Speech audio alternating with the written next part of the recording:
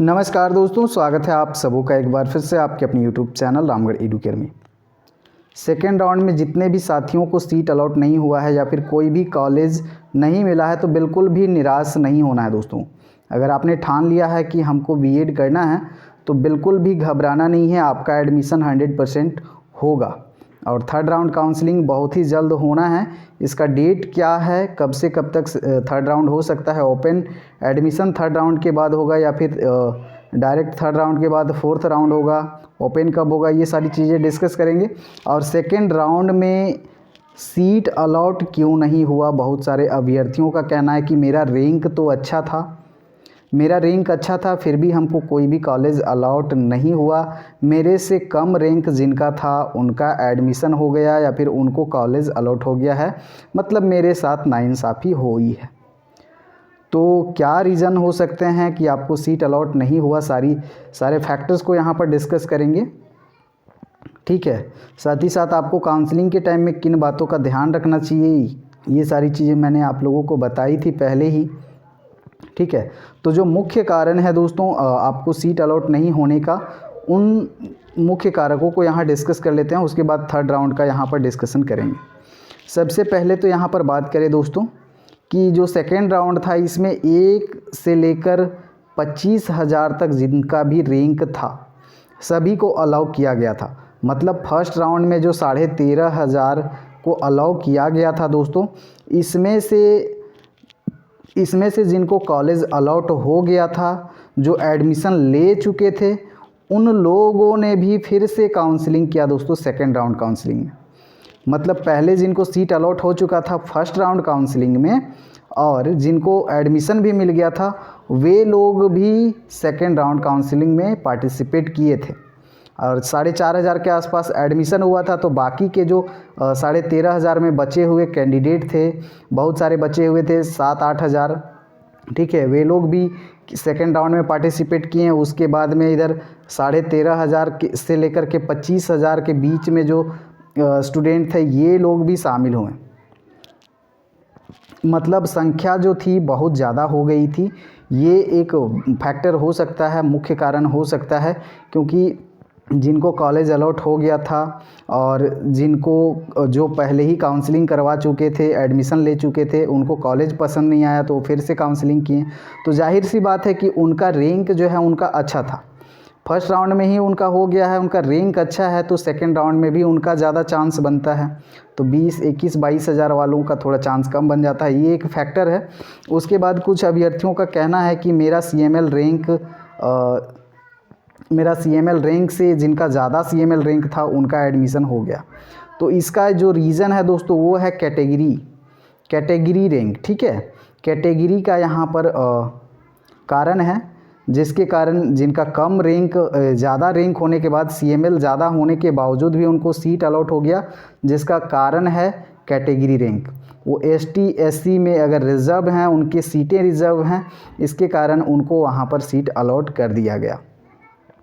जो UR category हैं या फिर OBC 1 और OBC 2 में सीटें कम, OBC 1 और OBC 2 में सीटें कम रहती हैं, ST SC में और EWS में सीटें ज़्यादा हैं, तो उनमें सीट रिज़र्व रहने के कारण आपको सीट अलॉट नहीं हुआ। कुछ का कहना है कि सेम कॉलेज है लेकिन किसी का ज़्यादा CML रैंक था, मेरा कम था, लेकिन अब मेरे को नहीं मिला। तो ऐसा हो सकता है कि आपके जो कैटेगरी है उस कैटेगरी में फुल हो गए हों स्टूडेंट। ठीक है, आपके कैटेगरी में स्टूडेंट फुल हो गए हों, तो घबराना कुछ भी नहीं है। आपको एडमिशन फिर से ज़्यादा नहीं होने वाला है, मुश्किल से 7,000 तक एडमिशन जाएगा, 7-7,500 तक। ठीक है, सेकेंड राउंड में भी 7 से 7,500 तक एडमिशन जाएगा और पूरा संभावना है कि थर्ड राउंड काउंसलिंग होगा। अब जो फर्स्ट राउंड काउंसलिंग में जो लोग पार्टिसिपेट किए थे वो थर्ड राउंड में भी पार्टिसिपेट किए। ठीक है, सेकंड में भी पार्टिसिपेट किए, तो सेकंड में भी उनको अपना मनपसंद का कॉलेज नहीं मिला, तो अब जाएंगे कहाँ ना। पहले वाले में जो एडमिशन ले लिए हैं वो तो सेफ़ हैं। ठीक है, लेकिन जो सेकेंड राउंड में अलॉट हुआ फिर तो वहाँ पसंद नहीं आया तो वहाँ तो लेंगे नहीं, तो अब तीसरा बार तो वो शामिल नहीं होंगे। ठीक है, कहीं पे भी लेके सिमट लेंगे। तो अगर जो है थर्ड राउंड होगा, इसमें स्टूडेंट कम रहेंगे, स्टूडेंट कम रहेंगे और ज़्यादा चांस है कि थर्ड राउंड के बाद ओपन किया जाए। तो ओपन में ज़्यादा चांस है, जिनका CML रैंक ज़्यादा है उनका एडमिशन हो जाएगा।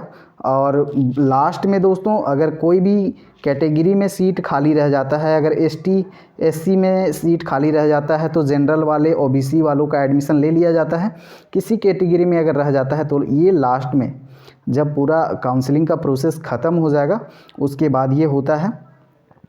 तो अभी सेकेंड राउंड का जो काउंसलिंग है दोस्तों वो ख़त्म हो चुका है, एडमिशन चल रहा है और ये एडमिशन 12 जनवरी तक चलेगा।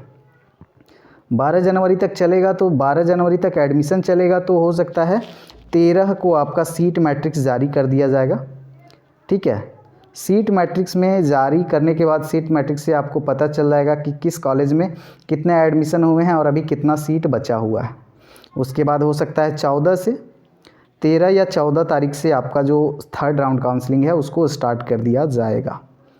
तो बस आपको अपडेट के लिए बने रहना है और काउंसलिंग अगर थर्ड राउंड पार्टिसिपेट करना है तो कैसे करना है उसका गाइडेंस मैं दूंगा आप लोगों को, तो आप लोगों को बने रहना होगा। ठीक है, तो बहुत सारे अभ्यर्थियों को नहीं मिला और बार बार काउंसलिंग करवाना पड़ रहा है, मुझे भी दुख होता है, बट मेरे पास क्या करूं, मैं भी क्या कर सकता हूं। अगर कॉलेज अलॉट नहीं हो रहा है तो उसमें मेरा कोई फॉल्ट नहीं है। तो बहुत सारे ऐसे मैसेज आए हैं जिनको मैं रिप्लाई नहीं कर पाया, उनको सॉरी कहना चाहूँगा और चिंता करने की कोई बात नहीं है।